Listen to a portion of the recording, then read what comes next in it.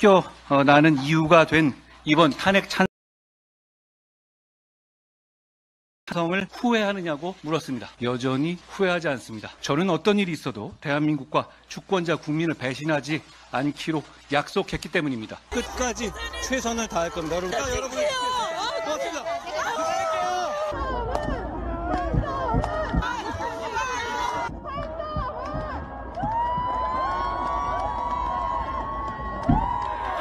나라가 잘 됐으면 좋겠습니다.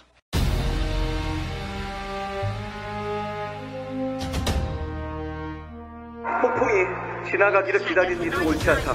폭풍을 두려워하며 폭풍을 바라보는 일은 더욱 옳지 않다. 결코 폭풍 앞에 여러분을 앞세우지 않겠습니다. 제가 스스로 폭풍이 되어 여러분을 이끌겠습니다. 오늘 우리는 폭풍을 뚫고 미래로 갑니다. 미래로 가는 첫날을 여러분과 함께 할 수 있어서 저는 행복합니다. 우리가 바라는 변화의 시작 함께 합시다. 고맙습니다.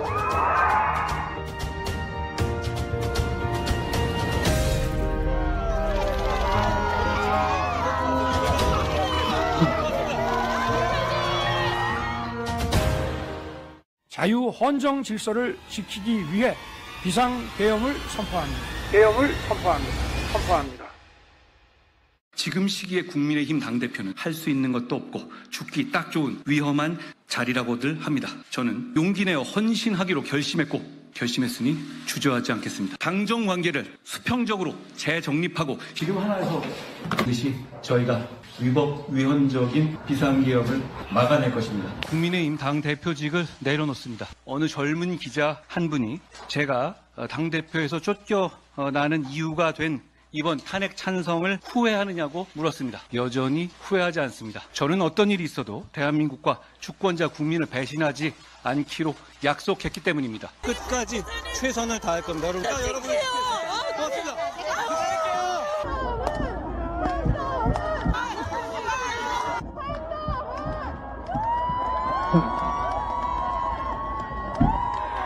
나라가 잘 됐으면 좋겠습니다. 네, 안녕하세요. 드디어 오늘 긴 연휴의 시작이네요. 즐겁고 행복한 설 연휴 보내시기 바랍니다. 자, 먼저 인사부터 하고 시작하도록 하겠습니다. 주니키님, 새해 복 많이 받으세요. 한통영쌤, 아유, 감사합니다. 주니키님. 서정우님, 대표님 잘 듣겠습니다. 네, 감사합니다. 자, 오늘의 얘기. 자, 오늘의 방송, 이렇다라 방송 25년 1월 24일 방송. 어느 쪽이 더 빠를까? 이재명의 선거법 위반 선고 대 윤석열의 탄핵 심판 인용. 민주당 입장에서는 이재명밖에 없는데 점점점. 사실 가만히 생각해 보면 우원식이 무슨 소보로빵도 팔지 말고 소보로빵만 팔지 말고 무슨 단팥빵도 팔아야 된다. 우원식, 김경수 그렇게 얘기를 하지만 제가 생각해 보면 좀 쉽지 않을 것 같아요. 왜냐하면 이미 그 이재명은 본인의 이제 일극 체제를 진작부터 완성을 해 놓지 않았습니까?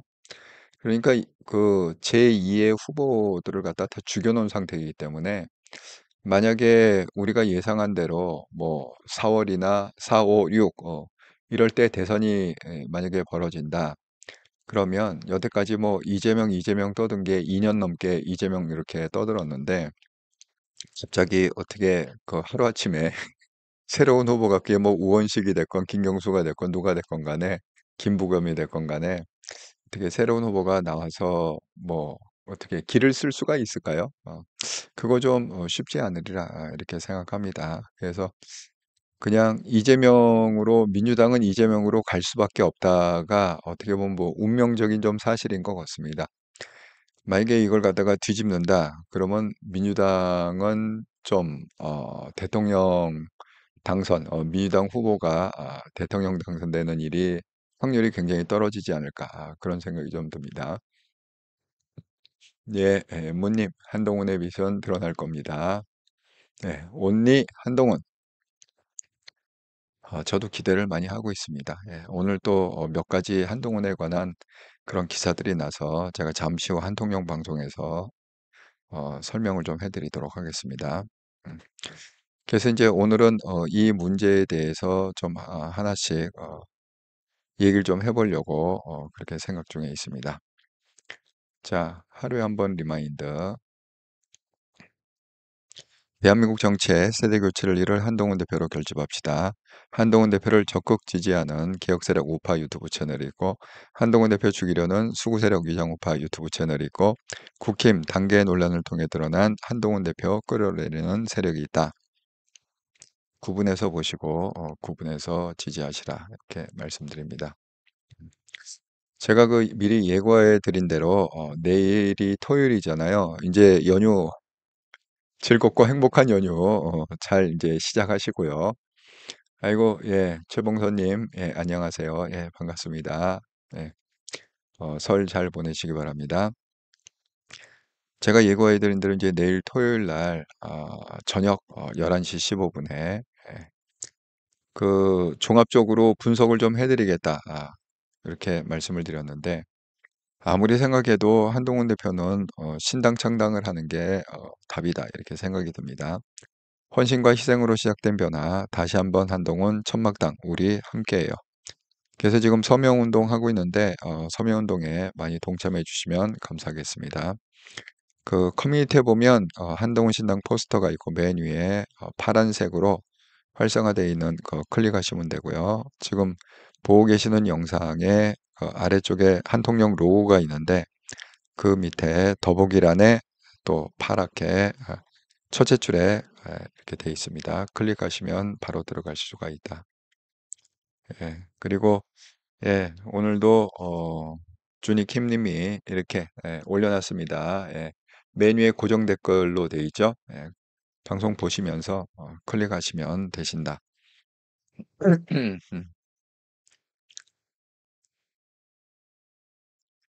정말 뭐 하루하루 기사들이 좀 많이 쏟아져 갖고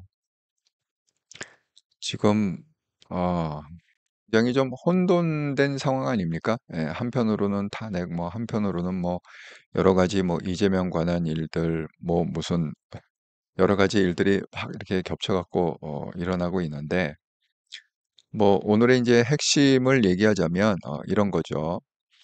자, 지금 윤통의 탄핵 심판과 이재명의 선거법 위반 재판이 나란히 가고 있는데 참 타이밍이 박빙이에요.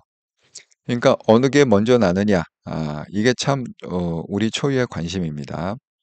근데 지금 탄핵 심판 같은 경우에 보면 여기 보면 이제 지금 벌써 1월이 다 가지 않았습니까? 예. 그런데 탄핵 가결은 이제 12월에 됐고 그래서 이제 시작이 됐는데 요거는 법적으로는 이제 180일 내에 하기로 돼 있는데 요것도 사실은 뭐 특별한 규정은 없습니다. 참 그 우리 법이 좀 애매하게 돼 있어서 180 내로 하겠다는 게 이게 의무 사항이 아니라 뭐 권고 사항 비슷한 거예요. 우리가 왜 선거법도 그렇지 않습니까? 선거법은 굉장히 그 중요한 범죄이기 때문에 뭐 633, 그러니까 1심은 6개월 이내 끝내고 2심 3개월 안에 3심 대법원심 3개월 안에 633을 이렇게 얘기하지만 그게 무슨 뭐 법적으로 뭐 그렇게 강제 조항이 아니라 그러니까 법에 써 있어도 법에 써 있어도 그냥 그걸 어겨도 그냥 괜찮은 뭐 그런 거 있잖아요, 분위기가. 그렇습니다. 그러니까 이제 180도 이게 그 노무현 대통령 때는 뭐 2개월, 박근혜 대통령 때는 3개월 이렇게 걸렸지만 그렇다고 해서 뭐 180을 넘는다고 그래서 뭐가 크게 문제가 되느냐, 뭐 그런 건 또 아니라고 합니다.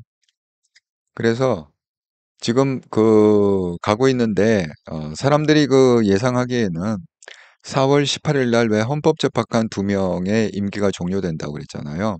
그게 이제 대통령이 지명권이 있는 그중에 이제 2명이 임기가 종료를 되는데 그 전에 끝내야 된다. 이렇게 생각하고 있는 게 이제 야당의 생각이고 그냥 뭐 가면 가는 거지 뭐 하고 쭉 갈 수 있다. 이런 게 지금의 이제 국힘의 생각이고 그렇습니다. 선거법 위반도 지금 보면 11월 15일 날 1심 선고가 나왔죠. 그래서 징역 1년에 집행유예 2년 이렇게 됐는데 지금 질질질 끌다가 드디어 그 1월 23일 날 그러니까 어제죠. 어제 첫 번째 2심 재판이 열렸습니다. 근데 뭐 워낙 강경하게 재판관이 하는 바람에 그리고 이미 그 했습니다. 예. 2월 달에 2월 26일인가요? 2월 26일 날 결심 공판을 하겠다. 그러면 이제 2심 선고가 3월에는 나온다는 거죠. 대개 한 2주 후에 결심 공판이라는 건 뭐냐면 검사의 구형이 이제 결심 공판입니다. 그래서 구형이 떨어지고 3월 중순에는 2심 선고가 확정 선고가 나오지 않겠느냐. 그러면 3월 달에 2심 선고가 나오면 뭐 대법원 선고는 한 5월쯤 나오지 않겠느냐. 그러니까 이제 어느 게 더 빠를 거냐. 윤통의 탄핵 심판이 더 빨리 나올 거냐. 아니면 이재명의 선거법 위반 최종심이 더 빨리 나올 거냐. 자, 그렇게 지금 서로 아주 그 치열한 그런 시간 싸움을 하고 있다. 이렇게 말씀드릴 수 있죠. 여러분은 뭐 어떻게 생각하십니까? 어느 게 더 빠르를 생각하십니까? 예. 아이고, 예. 다로님, 예. 안녕하세요. 자, 여러분의 판단을 갖다가 좀 돕기 위해서 제가 설명을 좀 드리자면 여러분도 한번 보시고 어느 게 좀 빠를 것 같다. 이런 거 한번 생각을 해보시면 좋을 것 같습니다. 자, 지금 그 공수처에서 일단 검찰로 넘겼습니다. 사건을 갖다가 이첩을 했습니다. 그러니까 제가 말씀드린 대로 그 뭐 이동훈인가 그 공수처장은 처음부터 제가 말씀드렸잖아요. 정치질만 지금 하고 있다고. 처음부터. 예, 처음부터 수사를 하는 게 아니라 그냥 정치질만 하고 있다. 그러니까 뭐 강제 무슨 연행을 한다, 쇼를 갖다가 또 최근에 3번 하다가 그게 안 되니까 그냥 검찰로다가 이첩을 하겠다. 그래서 지금 공수처는 완전히 이제 사건에서 손을 떼었습니다. 그러니까 완전히 이제 넘긴 거죠, 검찰로.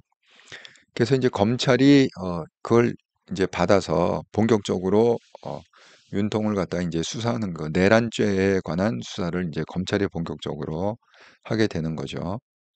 그랬는데 역시 한국의 검찰은 역시 노련한 것 같습니다. 예. 그 전통이라는 게 무시 못하는 것 같아요. 그리고 한국의 검찰은 제가 얘기했잖아요. 뭐 김정은인가가 한탄을 할 정도로 왜 우리는 그 대한민국에 검찰 같은 조직을 못 갖느냐. 정말 부럽다. 부러운 게 대한민국의 검찰 조직이다. 이렇게 얘기할 정도로 실력도 굉장히 좋고 그리고 굉장히 좀 어떻게 보면은 세련됐다고 그랬나요? 능력이 있다. 능력이 출중하다. 이렇게 이게 접근 방법부터 완전히 다릅니다. 검찰이 뭐라고 얘기를 했냐면 공수처에서 조사한 거는 다 그냥 고려하지 않겠다. 쉽게 얘기하면 공수처에서 뭐 이러저런 저런 자료 뭐 그동안 조사했다고 제가 수사를 하겠다. 이렇게 선언을 했습니다.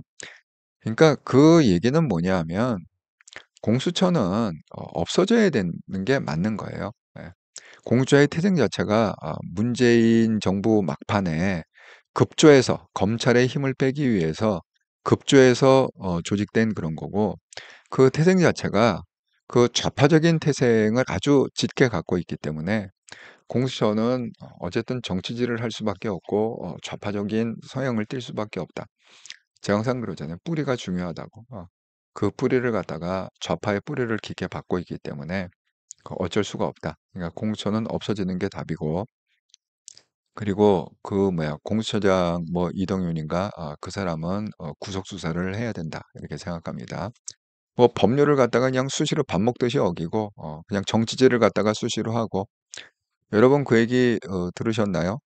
그 술 파티 벌린 얘기 혹시 들으셨나요? 예? 그 뭐야 그 윤통 윤통의 그 뭐 구속영장 그 청구인가요? 뭐 어쩐가요? 예. 그날 그날 그 공수처에서 뭐 와인을 갖다 놓고 무슨 뭐 술 파티를 벌였다. 그게 뒤늦게 알려지는 바람에 이게 또 역시 공수처는 우리를 실망시키지 않는다. 예. 그걸 갖다가 모든 사람이 또 인정을 했습니다. 참 그런 공수처입니다. 예. 그때 이제 기사를 갖다가 보여드리자면 그래서 공수처는 빨리 없애야 되고 그다음에 이거 수사를 해야 된다. 이게 그 구속을 해서 공수처의 핵심 간부들을 구속 해갖고 수사를 해야 된다. 이렇게 말씀을 드립니다. 자, 이게 그 기사에 어떻게 났냐면 지난 17일 날 저녁 6시 20분쯤 구속영장 친날 공수처장이 술자리에 있었다. 그래서 공수처 인근 식당, 지금 공수처는 과천에 있다고 그랬잖아요. 그러니까 이제 여러분 댁에 보면 과천 근처에 음식점들이 이렇게 뭐 좋은 음식점들이 많이 있습니다. 예, 혹시 뭐 여러분 아시는 분은 좀 아시겠지만 댁에 보면 관공서 근처에 그런 좋은 음식점들이 많이 있습니다. 그리고 뭐 여기 식당은 제 어딘지 잘 모르겠는데 저도 그 뭐야 아이고 오늘도 이게 뭐 막 지멋대로 카메라가 꺼졌다 켜졌다 그러네. 예. 네, 이해해 주시기 바랍니다. 예, 필리핀 상황이 좀 안 좋습니다. 제가 그 한참 활동할 때 보면 그 과천에 그 좋은 음식점들이 많습니다. 특히 왜 과천이 그 청계산을 끼고 있잖아요. 그러니까 그 청계산에 아주 요소요소에 아주 그 특이한 음식점들이 많이 있습니다. 예, 그래서 저도 그런 한때는 한때는 그 과천에 그런 그 청계산 그리고 그 주변에 좋은 음식점들을 많이 다닌 적이 있습니다. 예. 자, 이 음식점은 뭐 어딘지 모르겠습니다. 예, 그런데 자, 지금 오동훈 공수처장하고 차정현 부장검사하고 또 간부들하고 간부 1, 2, 3 뭐 이렇게 해갖고 뭐 와인잔 이게 보이시죠? 예, 와인잔 갖다 놓고 술 파티를 갖다가 벌였다. 근데 또 웃긴 게 뭐냐? 그 물어봤어요. 나중에 공수처장한테 그걸 물어봤더니만은 아니 그러면 결제는 어떻게 하셨습니까? 그랬더니만은 결제를 갖다가 그러니까 쉽게 얘기하면 개인 돈으로 결제한 건 아니죠. 예? 지금 이 내용으로 보면 특정 업무 경비로 결제했습니다. 그러니까 공금으로 결제했다는 거지. 특정 업무 경비로. 이런 공수처입니다. 예. 그러니까 이거는 수사를 해야 된다. 예, 구속 수사. 뭐 이것뿐만이 아니라 뭐 법률 위반도 많잖아요. 예, 수사 자체가 왜 공수처에 수사권이 없는데도 불구하고 우겨갖고 계속 이렇게 해온 게 그거 아닙니까? 그다음에 또 서부지법에다가 무슨 영장 청구하고 뭐 그런 게 공수처 아닙니까? 예, 그러니까 이 공수처의 그 수준이 이렇다. 실력은 없고 정치질 해갖고 살아는 남아야겠고 지금 이런 와중에서 일어나는 해프닝이다. 이렇게 생각하시면 되겠습니다. 자, 아이고 오늘 또 왜 이렇게 카메라가 또 안 좋은가 모르겠다. 예, 이 중요한 날, 예, 이 중요한 날 왜 이렇게 또 왔다 갔다 할까요? 자, 그래서 검찰은요, 공수처가 수사한 거 그냥 다 쓰레기통에 버리고, 그다음에 우리가 그냥 새로 수사하겠다. 그렇게 지금 서원을 했는데, 역시 검찰의 그 접근 방법은 역시 실력이 있다. 이렇게 말씀을 드립니다. 자, 검찰은 이제 정면 승부했습니다. 뭐 서부지법에다가 뭐 하고 그러지 않았습니다. 자, 그래서 이제 속보로 제가 이거 키기 전에 속보로 뜬 내용인데, 검찰 어제 윤 대통령 구속영장 연장 신청을 했다. 그래갖고 다음 달 6일까지 연장 신청을 했다는 거. 그러니까 2월 6일까지. 그리고 검찰은 이 내란 사건 관련해서 관할 법원은 중앙지법이다. 이렇게 해서 서부지법이 아닌 중앙지법에 윤구속 연장 신청을 했다. 벌써 이게 접근이 다르잖아요. 예. 그냥 혹시 그 중앙지법이 하면 혹시 이게 안 나오지 않을까? 그래갖고 그 오동윤이 막 찾다 잤다가 쇼핑을 하다가 결국은 서부지법에 좌파들이 다 모여 있구나. 그건 아시죠? 여러분 김명수가 그 대법원장일 때 자기가 이제 퇴임을 앞두고 있지 않았습니까? 그래서 이 좌파 판사들을 갖다가 다 어디다 모았느냐? 서부지법에다 모았어요. 그래서 너희들이 똘똘똘 뭉쳐갖고 살아남아라. 그래갖고 서부지법에 있는 판사들은 그냥 뭐 90% 이상은 다 그냥 좌파 계열이다 이렇게 생각하시면 됩니다. 제가 말씀드렸잖아요. 그 뭐야 증거인멸의 우려가 있다 그렇게 쓴 여자 판사 그 사람도 아주 골수좌파 판사고 자가 이제 서울지법에 있는 판사의 대부분이 다 그 김명수 계열의 아주 골수좌파 판사다 이렇게 생각하면 됩니다. 그러니까 결국은 이제 쇼핑을 하다가 그렇게 한 거고 주디키님 예 공적 마인드가 없는 자들이 세금 축내고 있는 그러니까 정말 이 세금을 갖다가 꽁돈으로 생각하세요. 예. 우리는 정말 그 세금 내려고 허리띠 졸라매고 그렇게 열심히 일해갖고 세금 내지 않습니까? 여러분, 세금이 안 붙는 데가 어디 있어요, 도대체? 뭐 움직이면 세금이잖아요. 물건 하나 사면 부가세, 예? 부가가치세 10%씩 다 거기 들어가 있는 거 아닙니까? 그 물건에. 그다음에 뭐 집을 갖다가 사고 팔 때 무슨 뭐 소득세 뭐 해갖고 또 엄청나게 세금을 내지 않습니까? 잠깐 뭐 움직이면은 세금이잖아요. 예. 그런데 우리가 뭐 기름 넣는다. 그럼도 거기 기름에는 뭐 세금이 하나가 아니라 뭐 한 서너 개씩 들어가 있어. 뭐 특별소득세에다가 거기 심지어는 그 우리 유류비 있잖아요.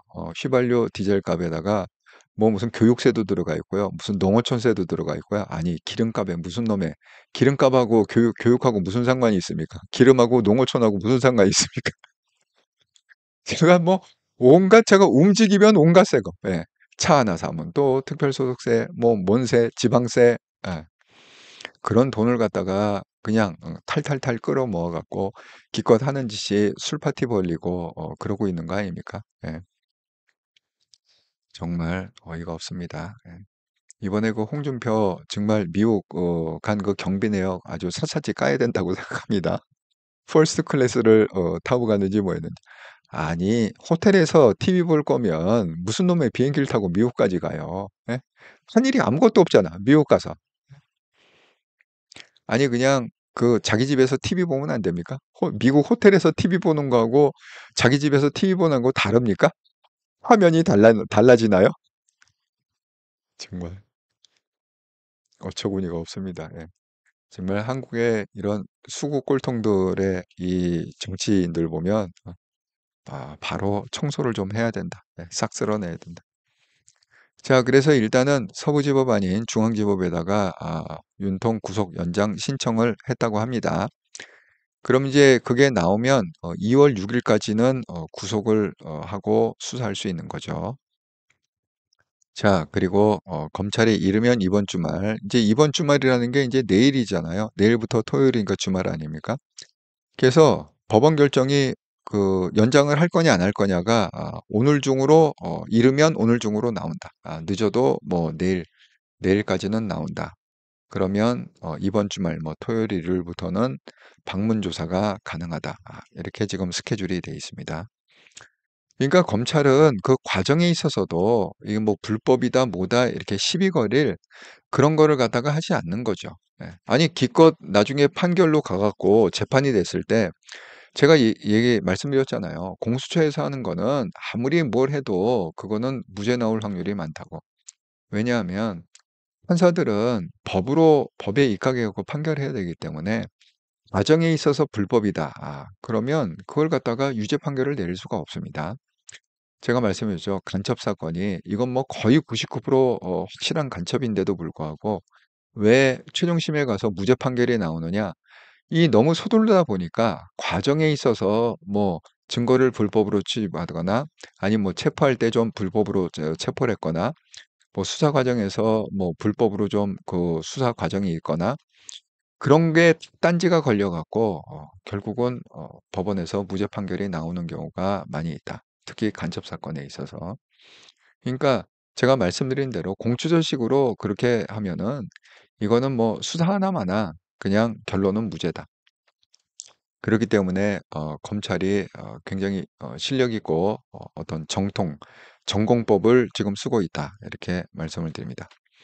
역시 그 한국의 검찰은 믿을 만하다. 여러분, 그 영화에 보면 되게 검찰이 좋은 편으로 나오는 영화가 거의 없습니다. 그 두 가지 이유 때문에 그런데 원래 그 영화는 지금 한국의 영화를 누가 쥐고 있어요? 좌파들이 쥐고 있잖아요. 그러니까 좌파들은 검찰을 갖다가 미워할 수 없는 거죠. 예. 왜? 자기네들의 적 아닙니까? 검찰이. 그러니까 검찰은 항상 비리가 많고 뭐 검찰은 자기 권력을 갖다가 사욕으로 채우고 이렇게 해갖고 그 또 검찰은 또 정치적이고 정치 검찰이고 그러니까 그렇게 영화를 만드는 거죠. 그다음에 이제 두 번째 이유는 뭐냐면 영화라는 건 기본적으로 돈을 벌기 위해서 만드는 거 아닙니까? 그러니까 흥행을 위해서 하는 거죠. 그러니까 우리가 뉴스가 왜 자극적이 될 수밖에 없냐면 그냥 평범하게 제가 아침에 일어나서 밥 먹었습니다. 그리고 출근했습니다. 열심히 일하다가 퇴근했습니다. 그건 기사거리가 될 수가 없는 거예요. 영화거리가 될 수 없는 거죠. 그러니까 거기서 무슨 독특한 사건이 일어나 줘야 된다는 거죠. 예를 들어서 아침에 출근했습니다. 뭐 가다가 교통사고가 나갖고 뭐 병원에 입원했는데 아니면 뭐 출근했습니다. 제가 이렇게 짜고서 돈을 갖다가 회사 돈을 갖다가 한 100억 좀 털었습니다. 아니 이런 식으로 좀 이렇게 일상적이지 않은 굉장히 특이하고 독특한 정말 100만 분의 1의 확률로 일어날 법한 그런 사건이 있어야 사람들이 자극을 받고 관심을 갖게 되는 거 아닙니까? 그러니까 영화는 그렇게 만들 수밖에 없다. 이렇게 말씀드립니다. 제가 그 학교 다닐 때 읽은 책 중에 하나가 인디언에 관한 책인데요. 거기에 어떤 장면이 나오냐면 그 백인 아이하고 그러니까 친구예요. 절친이에요. 백인 아이하고 흑인 인디안이죠. 흑인이 아니라 인디안. 인디안 친구가 둘이서 영화관에 갔습니다. 그때 당시에 어떤 영화가 유행했느냐? 여러분 잘 아시겠지만 서부 영화라는 게 뻔하지 않습니까? 백인은 기병대, 멋있게 제복 입고 빠바방, 그다음에 인디아는 나쁜 놈, 이렇게 지나가는 마차 습격해갖고 뭐 여자도 납치해가고 잔인하게 죽이고 뭐 머리를 베껴가고 귀 잘라가고 그런 잔인무도한 게 인디안 아닙니까? 그러니까 영화 장면 중에 이제 막 인디안이 막 민간인을 습격해갖고 마차를 행렬을 습격해갖고 막 그러고 있는데 어디선가 기병대가 빰빠라빰 나팔을 불면서 팍 와갖고 총으로 빵빵빵 쏴갖고 인디안을 갖다가 죽이고 인디안은 도망가는 그런 장면에서 막 백인 친구하고 인디안 친구가 같이 이렇게 둘이 보다가 인디안 친구가 막 박수를 치면서 환호를 하더라는 거예요. 그래서 그 백인 아이가 물어봤습니다. 야, 너 인디안 아니야? 저 영화에서 지금 인디안이 저렇게 잔인무도하게 막 공격하다가 결국 기병대에 의해서 저렇게 총에 맞고 죽고 나머지 도망가는 그게 뭐가 그렇게 신이 나갖고 박수를 치냐? 이렇게 백인 아이가 물어보니까 그 인디안 친구가 뭐라고 얘기를 했느냐? 저거는 영화잖아. 어, 저건 영화잖아. 저는 그게 아주 굉장히 저의 저의 그 사고를 갖다가 그, 그 10대, 20대 그 책을 읽었는데 저의 사고를 갖다가 완전히 이렇게 좀 하나 이렇게 탁 터주는 그런 계기가 됐어요. 그 책 내용이. 맞아. 이게 영화와 현실을 갖다가 헷갈리면 안 됐지. 어쨌든 이건 재미로 만든 픽션이고 사실은 뭐 어떻습니까? 사실은 좀 반대죠. 사실은 어떻습니까? 인디안들은 완전 피해자고 백인들이 원래 평화롭게 살던 인디안 땅에 유럽에서 백인들이 들어와 갖고 그 인디안을 어떻게 했습니까? 수용소라고 해갖고 인디안 특별자치구다. 이렇게 그 말이 자치구지 그 감옥이죠. 예. 그 울타리를 다 쳐놓고 너는 그 밖에 못 나와. 내가 다 넣어줄게. 뭐 먹을 것도. 넌 일할 필요도 없어. 내가 먹을 거 뭐 다 넣어줄 테니까 이렇게. 그런데 결국 백인들이 그 자치구를 만들어 놓고 백인들이 넣어준 게 뭐였죠? 담요죠. 담요에다가 뭘 했습니까? 담요에다가 각종 세균을 갖다가 넣어줬죠. 그래갖고 많은 사람들이 전염병에 걸려갖고 그 지역 안에서 인디안이 죽지 않았습니까? 그 다음에 또 뭘 넣어줬습니까? 담배를 넣어주고 담배와 더불어서 마약을 넣어줬죠. 많은 인디안들이 마약 중독이 돼갖고 그렇게 해롱해롱 하지 않았습니까? 그렇게 철저하게 백인들이 초창기에 인디안을 몰살했던 그런 겁니다. 지금도 마찬가지예요. 지금도 우리가 보면 역사적으로 미국에서 인디안 출신으로 그 유명해진 사람이 있습니까? 어, 제 기억에는 없습니다. 예, 제 기억에는 없어요. 흑인 출신으로 유명해진 사람이 있죠. 그래서 뭐 오마바 정확히 얘기하면 그 사람은 흑인 출신은 아니지만 어쨌든 뭐 최초의 뭐 흑인 대통령이다. 뭐 이렇게 얘기하고 오프라 윈프리 무슨 뭐 토크쇼의 뭐 여왕이다. 흑인 출신이다. 이렇게 있잖아요. 그렇게 흑인에 대한 모델은 만들어요. 하지만 왜 그렇죠? 흑인들은 원래 주인이 아니니까, 미국의 원래 주인이 아니까, 그 사람 뭐 아프리카에서 끌려오거나 어디 뭐 이렇게 그 원래 그 자기 오너십을 주장할 수 있는 사람이 아니잖아요, 흑인들이. 그러니까 세이프하다는 거죠. 하지만 인디아는 다릅니다. 인디아는 아메리카의 오너십을 갖고 있는 사람이 인디안 아닙니까? 그렇기 때문에 인디아는 모델조차 만들 수가 없어요. 오프라 윈프리를 갖다가 그 사람이 뭐 말을 잘해서 뭐 그런 측면도 있지만 또 다른 측면에서 보면 그냥 백인들이 하나 그냥 모델을 만들어 준 거다. 너희들도 열심히 노력하면 오프라 윈프리처럼 부자 될 수 있고 유명해질 수 있다. 아니 무슨 모델이 있어야 막 불만이 있으래도 야 그건 네 잘못이야. 왜? 아니 쟤 보면 열심히 해갖고 결국은 떼돈 벌고 저렇게 성공하고 있잖아. 그러니까 그건 네가 잘못한 거야. 뭐 거리를 하나 만들어 줘야 될 거 아니에요. 흑인에 대한 모델을. 예. 그런 얘기도 있습니다. 그러니까 양면이 있다.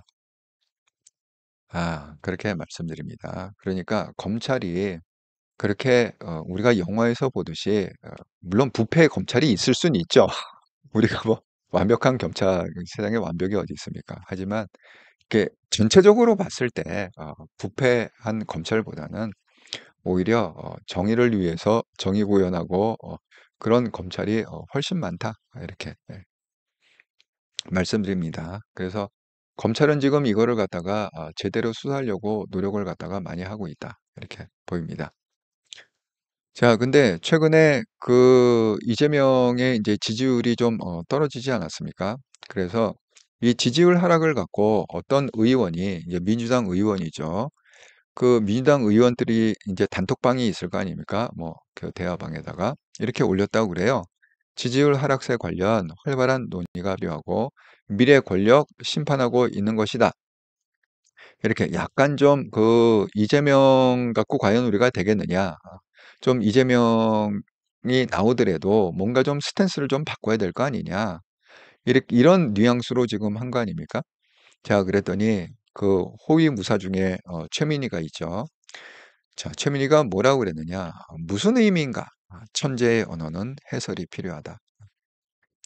그 말 같도 하지 않는 얘기하지 마라. 뭐 이런 뜻 아니겠습니까, 이게? 예.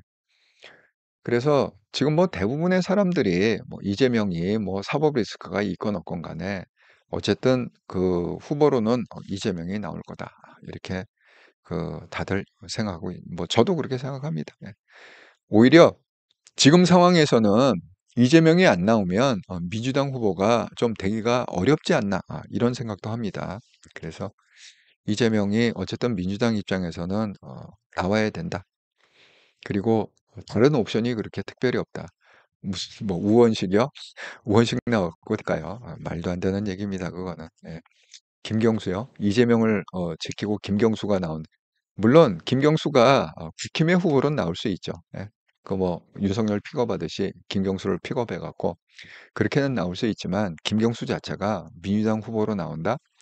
누가 김경수를 찍겠습니까? 민주당에서. 그거는 좀 아니다. 이런 생각이 듭니다. 그래서 지금 특별한 민주당은 대안이 없고 그냥 죽으나 사나 이재명으로 밀고 가는 수밖에 없다. 예, 지금 이런 상황입니다. 그런데 그 지금 이제 돌아가는 분위기를 보면 이재명 스스로도 마음은 그렇게 편한 그런 분위기는 아니다. 이런 생각이 듭니다. 예. 그게 왜 그러냐? 이번에 그 이제 23일 어제죠. 어제 첫 번째 그 2심 재판이 열렸다고 그랬잖아요. 그 항소심의 결과를 종합을 해보면 이재명 입장에서는 굉장히 좀 불편한 그런 결과다.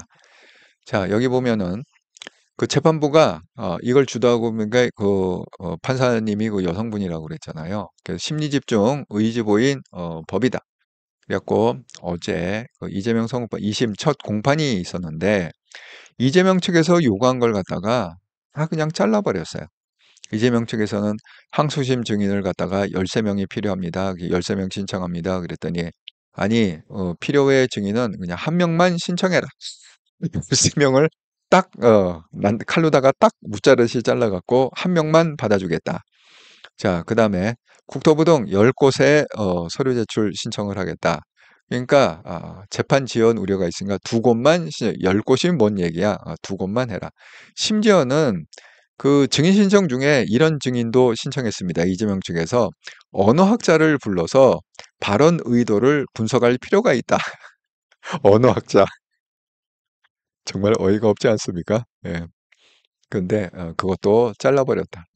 제가 누가 됐든 간에 한 명만 신청해라. 예. 이렇게 아주 단호하게 잘라버렸습니다. 예. 그렇기 때문에 지금 이제 어떻게 재판부가 스케줄을 잡았느냐. 자, 2월 달에 이제 23일 어제 열렸고, 그러면 이제 2월 5일 설 끝난 다음에 서증조사 등 이제 진행한 다음에 12일 날 증인신문 종료, 19일 날 증인신문 종료 이렇게 해갖고 어제 한번 했잖아요. 그러니까 이거 일주일 간격으로 열리겠다는 거예요. 재판을 갖다가. 그래서 2월 5일, 2월 10일, 2월 19일까지 다 하고 그 다음에 2월 26일 날 결심 공판을 하겠다. 이렇게 스케줄을 아예 공표를 해버렸습니다.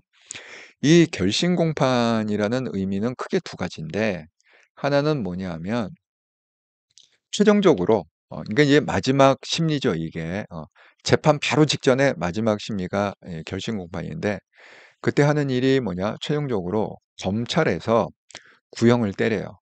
예를 들어서 뭐 징역 1년에 처해 주세요. 징역 2년에 처해 주세요. 뭐 이렇게 구형을 때리고 그 다음에는 이 피고인 측에서는 뭐를 하느냐 최후 변론을 할 시간을 줍니다. 본인한테 그러니까 이제 이재명한테 자 이거 최종 이렇게 선고 내리기 전에 하고 싶은 얘기 있으면 하세요. 이렇게. 그래갖고 이재명이 이제 거기서 뭐 싹싹 빌면서 살려주세요. 저는 대통령이 돼야 됩니다. 대통령이 안 되면 저는 30년간 햇빛을 못 봅니다. 살려주세요. 빠바바바박. 이제 그런 시간을 주죠. 그런 다음에 뭡니까? 그게 끝나면은 그 다음에는 이제 그 더 이상 이제 듣질 않는 거예요. 쉽게 얘기하면 검사 얘기도 안 듣고 그 다음에 뭐 피고 변호인 얘기도 안 듣고 그 다음에 한 2주 정도 후에 3월 중순쯤 그냥 선고 일자를 갖다가 언제로 정하겠습니다. 딱 하면 그날 그냥 판사는 와갖고 그냥 판결문을 읽는 거예요. 선고문을 읽는 겁니다. 그때는 뭐 물어보고 자시고 없습니다. 그래서 뜻밖의 빨리 굉장히 속도 있게 이재명이 질일근 보람도 없이 65일을 끌었다고 그랬잖아요. 11월 15일 날 그 1심 판결 결심이 났는데 65일을 끌어갖고 1월 23일까지 이렇게 끌었으나 아주 단호하게 판사가 대처하는 바람에 좀 머쓱하게 됐다. 이재명 입장에서.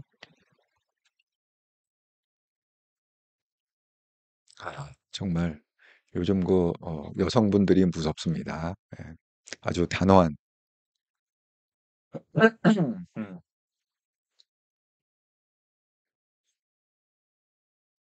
그런데 이재명이 하나 끌고 나온 게 뭐냐? 다양한 매체로 실시간 팩트체크가 된다. 선거법상 허위사실 공표죄 그대로 두는 게 맞는지 의문이다 하면서 위헌 법률 심판제청 신청 의사를 밝혔습니다. 그런데 제가 이건 말씀드렸죠. 선거법 판결이 뭐 이번이 처음이 아니라 뭐 엄청나게 많은 그동안의 선거법 관련해 갖고 허위사실 공표죄가 판결이 났기 때문에 이제 와서 하는 거는 뭐 기각될 확률이 많다. 자, 그렇게 얘기하니까 어제 또 판사가 그렇게 얘기했습니다. 신청 여부를 조속히 밝혀라. 신청할 거야, 안 할 거야. 그 빨리 밝혀라. 이렇게 또 압박을 했다. 이런 얘기가 있습니다. 정말 그 판사님이 보통 분이 아니시다. 이런 생각이 듭니다. 도대체 그 이재명의 이빨이 하나도 지금 먹히고 있지가 않아요. 그런데 우리가 이제 이게 굉장히 큰 사건입니다, 사실은. 제가 말씀드린 대로 이진숙 그 방통위원장의 탄핵이 4대 4로 기각이 됐다고 그랬잖아요. 만약에 이제 탄핵이 이게 인용이 되려면 6명이 그 찬성을 했어야 6명이 인용을 했어야 그게 잘리는 건데 지금 4대 4로 해갖고 다시 즉각 복귀를 했습니다. 이진숙 방통위원장은. 그런데 이걸 갖다가 이제 분석을 해보니까 이런 이런 분석이 나왔다는 거죠. 이 4대 4가 어떻게 되느냐? 4명 중에 여기 보면 이제 정영민, 문영배, 이미선, 정계선 이렇게 4명 중에 무려 3명이 우리법연구회와 국제인권법연구회 출신. 이게 왜 중요하죠? 제가 말씀드린 대로 그 그렇게 말씀을 드렸잖아요. 김명수가 지금 그 대법원장이 된 다음에 이 우리법연구회와 국제인권법연구회 출신을 갖다가 무려 460명을 갖다가 그 위쪽에 그러니까 밑에 그냥 평판사가 아니라 그 뭐야 그 측에서 뭐 법원장 이상 부장판사 이상 되는 그 핵심 요직에 무려 460명을 갖다가 꽂았다고 그랬잖아요. 그러니까 거기에 지금 헌법재판소도 똑같은 거예요. 헌법재판소도 이 4명 중에 3명은 우리법 연구회 출신하고 국제인권법 연구회 출신이라는 거죠. 이게 왜 중요하느냐? 김영수가 좌파의 대명사 아닙니까? 김영수 전 대법원장이. 근데 김영수가 우리법 연구회를 갖다가 그렇게 그 활동을 하다가 이 국제인권법 연구회는요. 그 김명수 본인이 직접 만든 겁니다. 그러니까 초대 회장을 한 거지. 본인이 직접 만들고. 그러니까 오너십을 갖고 있는 거예요. 예. 그러니까 대단한 거 아닙니까? 예, 좌파 중에 좌파. 자, 그래서 어떻게 그렇게 정치 평에 의해서 판단을 할 수가 있느냐? 그러면 그 뭐예요? 헌재의 존립에 대해서 스스로 부정을 하는 거다. 이렇게 지금 여당에서는 얘기하고 있습니다. 정말 그러니까 우리가 이렇게 항상 어디 가나 그냥 두 개로 나눠갖고 좌우 이제는 좌우도 모자라 갖고 이제 뭐예요? 극자 그다음에 정상우 그다음에 극우 우리가 이제 양쪽에서 싸워야 된다고 그랬잖아. 극자와 극우하고 싸워야 된다고 그랬잖아. 예, 그런 상황이 됐습니다. 그래서 지금 이제 이진수 방통위원장이 업무 복귀했잖아요. 그러니까 야 봐라 야당이 이 탄핵을 갖다가 계속 남발한 거 아니에요. 그 증거다. 그러면서 자, 권영세 민주당 무리한 탄핵수 책임져야 된다. 권성동 전략적 분풀이와 보복 수단으로 입법 권력을 남용하고 있다. 이양수 묻지마 탄핵 남발 부메랑이 민주당 향하고 있다. 자 이런 데다가 이제 나경원이 또 한 숟갈을 얹었죠. 뭐라고 했느냐? 정략적 탄핵 남발 막을 제도 개선이 필요하다. 발의제에 대한 징계, 그다음 우울변 탄핵으로 인한 국가 손실 배상 등 책임 규정을 신설해야 된다. 이렇게 얘기하고 있습니다. 근데 이게 정말 아니 근데 이런 법을 만들어도 이게 통과가 되나요? 이건 완전 정치쇼 아닌가요? 왜냐하면 지금 범죄당이 192명인데 이게 과반 이상이 통과가 되겠습니까? 뭐 무슨 법을 만들지 간에? 그러니까 그냥 이거는 어떻게 보면 좀 뭐라 그러나 항변하는 거, 쇼하는 거, 예. 뭐 그 정도 이상은 좀 그러니까 실현 가능성은 좀 적다. 이렇게 생각이 듭니다. 이걸 갖다가 범죄당에서 통과해 주겠냐고요. 근데 어쨌든 현실을 보면 뭐 이상민을 비롯해서 지금 기각이 네 번째 기각이 됐고 아직 9건이 더 남아져 있다. 탄핵안 통과는 13건인데 인용은 지금 한 건도 된 적이 없다. 이렇게 해서 이거는 완전 줄탄핵을 갖다가 남발한 거 아니냐 이렇게 거세게 지금 그러니까 제가 어제 말씀드린 대로 이런 모든 것들이 이게 부메랑이 돼 갖고요. 민주당의 어떤 대선 가도에 큰 지금 치명상을 입히고 있다. 물론 그때야 좋았겠죠. 예. 그때야 뭐 탄핵이 딱 되고 직무정지 딱 되고 그러면 "거 봐라." 뭐 이렇게 정말 신나했겠지만 그게 인제 몇 개월 후에 이렇게 후폭풍이 불리라는 거는 전혀 생각을 못 했겠죠. 그러니까 정말 '생각이 짧다.' 이렇게 생각합니다. 자, 그래서 지금 나온 게 그 데일리 안에 보면 그 여론조사 공정 이게 최근에 이게 이렇게 나왔습니다. 이번 주 여론조사인데 이재명과 그 김문수를 갖다가 둘이 딱 양자 대결을 해버리면은 이게 오차 범위 내에서 비슷하다. 그리고 마찬가지로 또 오세훈을 놔서도 뭐 거의 비슷하다. 지금 이렇게 완전히 이재명을 이게 뒤집은 여론조사도 있다고 그랬습니다. 지금 이렇게 상황이 돌아가니까 그 이 원인이 뭐냐를 갖고 하는데 뭐 제일 지금 큰 원인으로 뽑는 거는 이겁니다. 예. 이 사진에서 보는 것처럼 김문수 지금 노동부 장관이 그 야당의 사과 요구에 다른 내각들이 여기 뭐 한덕수 국무총리 앞에 보이시죠? 를 비롯해 갖고 다른 내각들은 다 일어나 갖고 허리 굽혀 갖고 그렇게 사과의 뜻을 표했는데 동그랗게 빨간 걸로 한 게 그 김문수 아닙니까? 김문수 씨는 일어나지 않았습니다. 뭐 허리 굽히는 건 말할 것도 없고 아예 일어나지 자체를 않았어요. 일어나질 않고 그냥 뻐젓이 앉아 갖고 그냥 뚫어져라 쳐다보는 그 장면. 그러니까 김문수 씨가 보면은 굉장히 어떻게 보면 신념이 강한 거죠. 뭐 노동운동한 그런 어떤 그 캐릭터 때문에 그런진 몰라도 자기가 맞다 생각하면은 이렇게 굽히지 않는 그런 게 아주 강직하고 그런 게 있죠. 그러니까 지금 이 현상을 보고 지금 김문수가 1위 아닙니까 지금? 뭐 보수 쪽에서 여론조사하면 대권 주자 지금 1위를 계속 달리고 있는데 그러니까 이 현상을 보면 서로 땡큐래.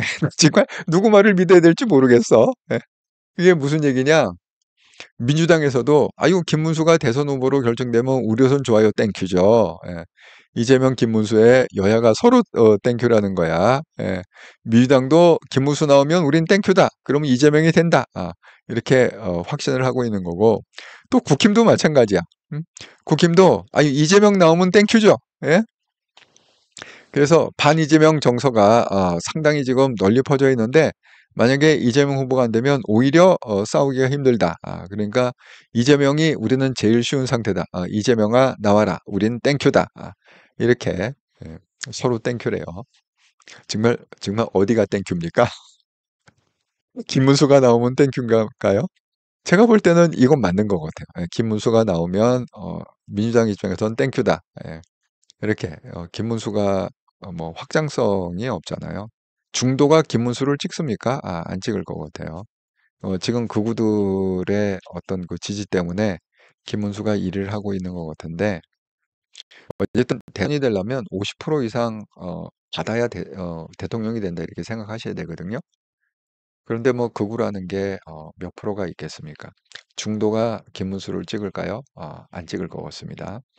민주당 입장에서 김문수 나오면 땡큐 이 말은 맞는 것 같고 그 다음에 이재명이 나오면 땡큐다 이건 좀 생각을 해봐야 되죠. 왜냐하면 이재명이 여태까지 쌓아온 그 여러 가지 조직력이나 그런 게 있지 않습니까? 그리고 이재명이 좋아서라기보다는 지금 민주당 입장에서는 울며 겨자 먹기로 미뤄야 되는 상황 아닙니까? 대안이 없잖아요. 이재명 아니면. 예, 그러니까 이거는 좀 반땡큐. 완전 100% 땡큐는 아니고 이거는 그냥 반땡큐. 이렇게 우리가 좀 해석을 해야 되지 않을까 이렇게 생각이 듭니다. 예. 한동훈 나오면 김문수 끝이죠. 예, 저도 그렇게 생각합니다. 그래서 제가 그 이 한동훈 관련해 갖고 한 가지 8시 반에 넘어가야 되니까 이거를 갖다가 좀 얘기를 하자면 저는 그 권성동에 확실히 권성동은 능력이 있다. 그 괜히 오선하는 게 아니다. 이런 생각을 이번에도 하게 된 게 여기 보시면 이제 설이잖아요. 설날 왜 항상 뭐 서울역이나 용산역, 그다음에 뭐 고속터미널 이런 데 가고 인사를 한다고 그러지 않았습니까? 자, 오늘 국힘 지도부는 서울역을 방문해 갖고 인사를 했고 민주당 지도부는 서울 고속터미널, 강남 고속터미널이 있죠. 거기서 이렇게 했는데 여기 보면 서울역을 방문했을 때 이렇게 얘기를 했다고 그러네요. 민주당보다 더 나쁜 X들 대통령이나 지켜라. 이건 이제 극우들이 한 얘기겠죠. 예. 그렇게 해서 좀 비난을 받았다. 그런 해프닝이 있었다. 이렇게 얘기가 나오고 있습니다. 자, 근데 권성동이 뭐 이런 얘기에 눈 하나 깜짝이나 하겠습니까? 예. 제가 보통 사람은 아닌 것 같습니다. 제가 왜 그렇게 느꼈느냐? 권성동이 그 공격하는 프레임을 보세요. 이재명을 어떻게 프레임을 씌웠느냐? 히틀러 프레임을 씌운 거예요. 와, 정말 이거는 대단히 아주 묘수다. 묘수 중에 묘수다. 히틀러 그러면 제가 왜 그 파라오 이렇게 얘기하는 것처럼 히틀러 파라오는 좀 멀잖아요. 그죠? 근데 히틀러는 우리 가깝단 말이에요. 역사적으로 보면 딱 와닿는 게 있어요. 히틀러 그러면. 자, 히틀러 프레임을 연일 공격하고 있는데 어제는 뭐라고 그랬느냐? 정치는 히틀러처럼 경제는 차베스처럼. 이것이 바로 이재명의 민주당입니다. 자, 20일 날은 뭐라고 그랬느냐? 이재명 세력의 행태는 나치 동일의 법학자 에른스트 후버의 논리를 떠올리게 합니다. 자, 21일에는 뭐라고 그랬느냐? 이재명의 민주당과 히틀러의 나치는 100년의 시차를 두고 태어난 독재의 쌍둥이입니다. 와, 이거 와닿지 않습니까? 와, 어떻게 권성동의 머리에서 이게 나왔을까? 혹시 책사가 있나? 옆에? 권성동 옆에 책사가 있나? 정말 연일 연일 20일, 21일 또 어제 계속 히틀러 프레임으로 이재명을 갖다가 하는데 이걸 딱 듣는 사람들 입장에서는요. 와, 정말 비유가 딱 맞네. 이렇게 할 것 같습니다. 정말 대단하다. 권성동 정말 대단하다. 그래서 오늘 그 채널A에서도 이렇게 종합을 했는데 이재명 이퀄 히틀러다. 이렇게 프레임을 갖다가 딱 맞춰 씌운다는 거예요. 이건 정말 대단한 아이디어인 것 같습니다. 이건 먹힐 것 같아요. 이거는. 연일 외치는 권성동 히틀러 100년 시차 독재 쌍둥이다. 부패 범죄 수괴다. 조기 대선이 있다면 지금부터 이 그 당문에 계속 얘기해야 한다. 히틀러 책임이며 열공주기다. 이렇게 지금 할 정도로 정말 아주 효과적인 그런 타격을 했다. 이렇게 말씀드립니다. 자, 그러면 잠시 후에 제가 그 한동영 방송 그 예고를 하자면 그 이렇게 썼습니다. 한동훈 컴백 준비 끝 그리고 그의 메시지. 한동훈 문자 보내서 잘 지내시죠? 이렇게. 뭐 오늘 크게 세 가지 그런 한동훈에 관한 큰 사건들이 있었습니다. 거기에 대해서 설명하고 그것이 어떤 의미를 갖는지 제가 잠시 후 한동영 방송에서 풀겠습니다. 자, 근데 우리가 이제 한 가지 제가 이제 이때 설명을 좀 자세히 하겠지만 제가 말씀드렸죠. 이제 내일이 왔습니다. 벌써 내일입니다.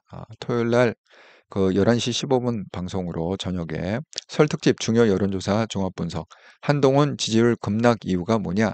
여기에 대해서 한동훈 지금 이재명이 40인데 한동훈이 24잖아요. 김문수하고 비교하면 뭐 턱도 없이 지금 폭락하지 않았습니까? 지지율이 원희룡보다도 폭락하고 오세훈보다도 폭락하고 와 홍준표하고도 10% 정도 차이가 나고 왜 이런 현상이 나는지 제가 자세히 분석해서 설명을 드리겠습니다. 제가 한 가지 놀라운 건 뭐냐면 자 권성동이 지금 이재명은 히틀러다 이렇게 프레임을 씌우잖아요.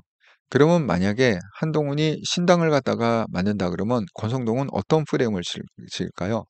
한동훈은 배신자다. 이 프레임 먹히지 않겠습니까? 예. 그래서 여기에 우리가 철저히 대비를 해야 된다. 정말 권성동 보통 사람은 아니다. 이런 생각이 듭니다. 그래서 여기에 대해서 제가 내일 저녁 11시 15분에 자세하게 그 한동훈에 대한 분석을 좀 해드리도록 하겠습니다.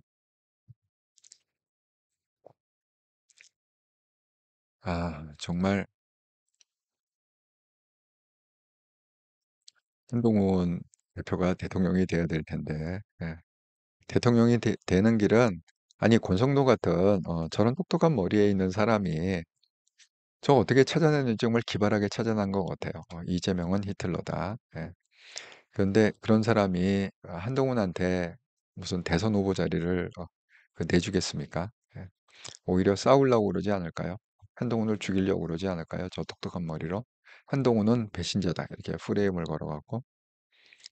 자, 지난 일주일 동안 이렇더라 방송을 후원해 주셔서 정말 감사드립니다. 구독 후원, 기업은행 계좌로 후원해 주신 분 김승희님 감사드립니다. 슈퍼챗으로 후원해 주신 분 HY님 감사드립니다. 예, 멤버십 후원은 없었고요.